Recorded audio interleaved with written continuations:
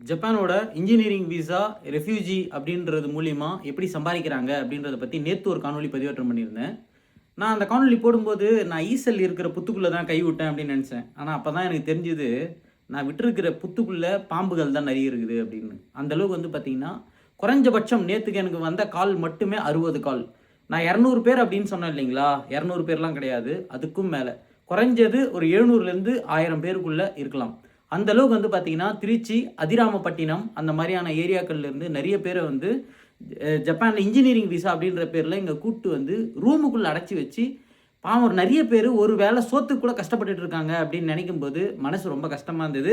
அதுலேயும் ஒரு பெண் எனக்கு ஃபோன் பண்ணி சொன்னாங்க, "அண்ணா, என்னோட 2 அண்ணனுங்க, அவனுங்க வந்து வேலைக்கு வந்து 10, 20 லட்ச ரூபா கிட்ட விட்டுட்டானுங்க. எங்களுக்கு அங்கே இருந்து எனக்கு வேலையும் பண்ண முடியல, காசும் சம்பாதிக்க முடியல. இன்ஜினியரிங் விசான்னு சொல்லி எங்களை ஏமாற்றிட்டாங்க. அவங்களுக்கு கல்யாணமே இப்போ பண்ணாமல் நாங்கள் இப்போ என்ன பண்ணுறதுன்னு தெரியாமல் இருக்கோம். என்னோட வயித்தெரிச்சல் சும்மா விடாதுன்னு சொன்னாங்க. கண்டிப்பாக என்னால் முடிஞ்ச ஒரு உதவியை நான் பண்ணுவேன். நீங்கள் இப்போ மாட்டியிருக்கிறது ஜப்பானுடைய ஓத்தா சிட்டியில் இருக்கிறவங்களா இருக்கட்டும், இல்லை அஷிகாகா அப்படின்ற சிட்டியில் இருக்கிறவங்களா இருக்கட்டும், ஒரு சுழலில் மாட்டியிருக்கீங்க. அந்த சுழலில் நிறைய பேர் வராமல் தடுக்கணும் அப்படின்னா இந்த வீடியோவை பார்க்குறவங்க வந்து ஷேர் பண்ணுங்கள்.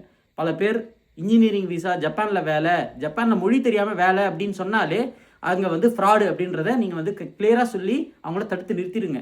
அப்போ தான் நீங்கள் அவங்கள சுழலில் மாட்டாமல் பார்த்துப்பீங்க. இங்கே இருக்கிறவங்கள நான் வந்து ஜப்பானோட ஓத்தா சிட்டி அப்படின்னு சொல்லிட்டு ஒன்று இருக்குது, அஷிகாகா. ஸோ 2 இடத்துக்கும் நான் நேரடியாக போய் சந்திக்க போகிறேன். எப்போ போகிறேன் என்ன அப்படின்றத நான் போஸ்டின் மூலிமா வந்து நிறைய பேருக்கு வந்து சொல்கிறேன்.